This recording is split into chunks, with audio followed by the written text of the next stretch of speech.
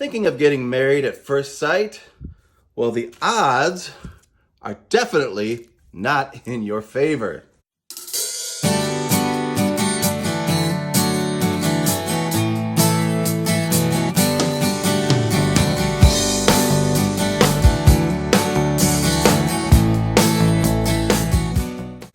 Hey, I'm Rob, and my wife and I love watching Married at First Sight. We've watched it for many different seasons. This year they're in Nashville, but a couple of years ago I started thinking about the process, and it's basically a numbers game, and the mathematics just do not work in your favor. Here's why. So in Nashville, they've got a pool, they said, of 2,500 applicants that they had to pick from. Now that sounds like a lot of people, and it is. But here's how television works.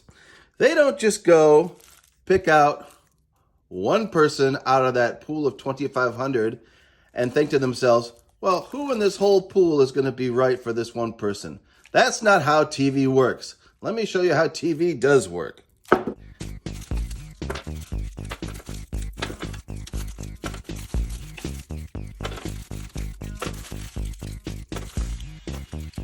So TV producers will pick out from a huge pool of, say, 2,500 people like they have this season, a small sampling of people who they feel are going to appeal to the viewers. Let's face it, most of us are not going to make the cut.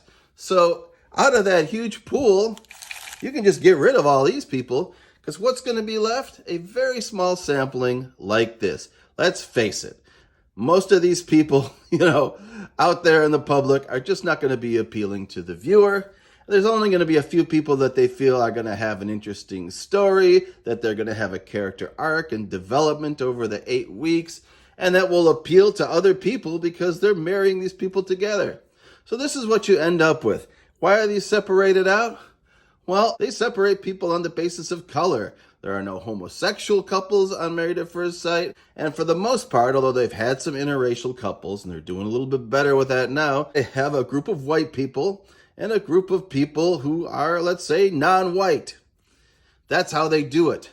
So your numbers are even smaller as far as the pool that you have to choose from when you're matching these people up, because you also have a group of men and a group of women. So really, here's what you have. I don't know if I split them evenly, but looks pretty good. So that's what you're left with out of this giant pool that you start with in order to make these picks. And you see it on the show when they do the matchmaking special. Of course, you'll see a handful of people that don't make it. But basically, you're seeing the group of people that they're picking from. And like I said, you got to think about it.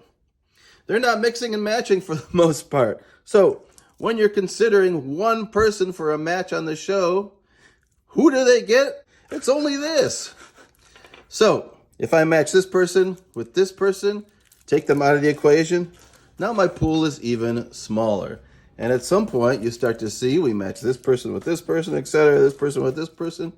You're going to get down to the wire. You're only going to have a couple people left that you can pick from. So as they get to the end of their picks, the choices, get fewer and fewer, and the odds get lower and lower that these people are actually going to stay together as a couple.